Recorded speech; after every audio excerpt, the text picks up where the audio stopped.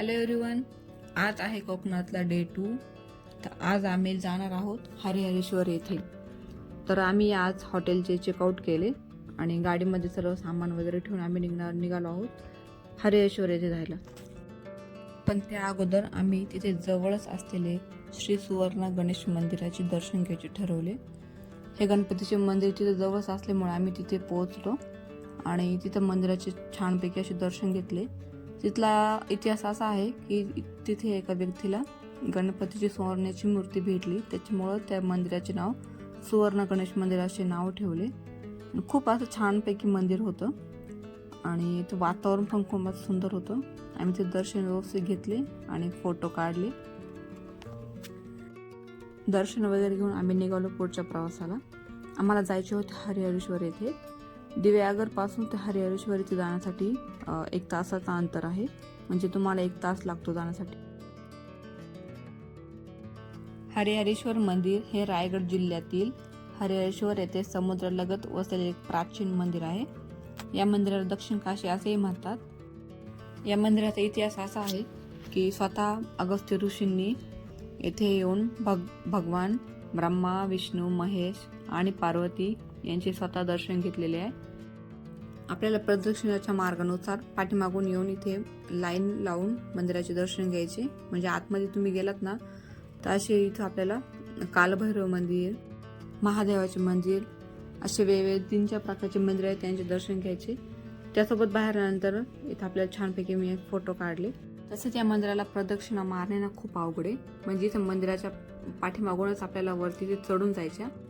जवळपास 65 पायऱ्या चढत चढत आपण डोंगराच्या माथ्यावर पोहोचतो.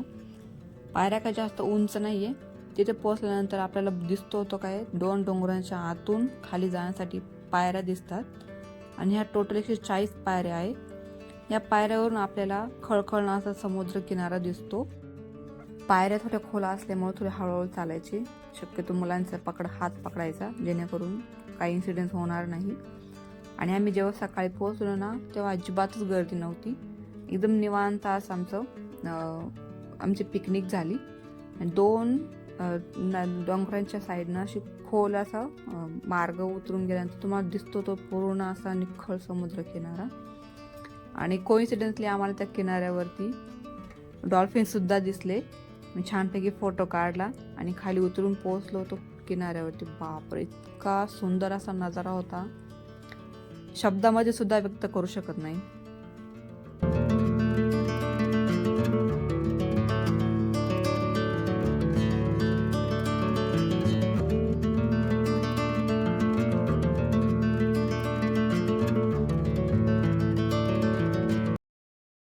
जेव्हा आम्ही गेलेलो तेव्हा खूप ऑफ सीझन होता, म्हणजे गर्दी अजिबातच नाही लागली आम्हाला.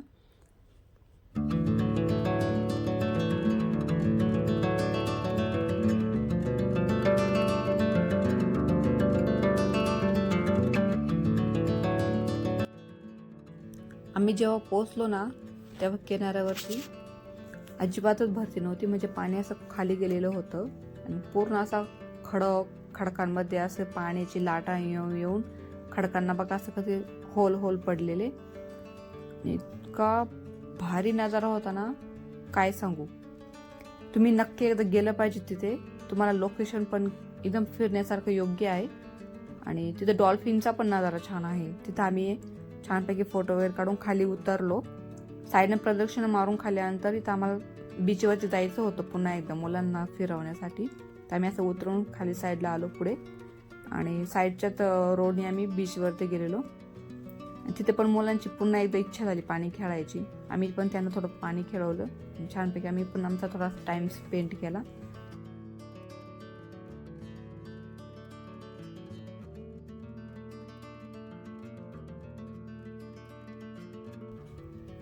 अशा प्रकारे मी तिथं वेगवेगळ्या प्रकारच्या रील्स पण काढलेल्या आणि मस्त मजा केली. आमच्यासोबत अजून एक फॅमिली होती, आमची फ्रेंडच होती.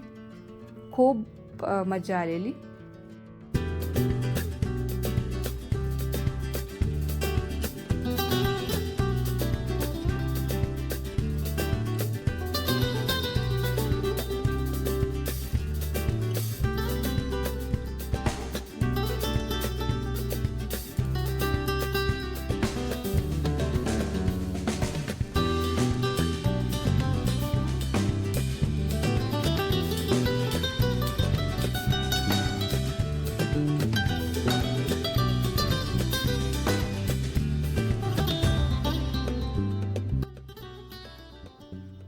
असा 2 दिवसाचा आमची कोकणची ट्रिप खूप छानपैकी पार पडली. तर आजचा माझा ब्लॉग तुम्हाला कसा वाटला नक्की कमेंट करा, लाईक करा, शेअर करा, सबस्क्राईब करा. आणि आम्ही निघालो पुन्हा एकदा पुण्याकडे प्रवासाला. परतीचा प्रवास आम्ही संध्याकाळी घाट वगैरे उतरून आम्ही रात्री 8 ते 8:30 वाजता घरी पोचलो.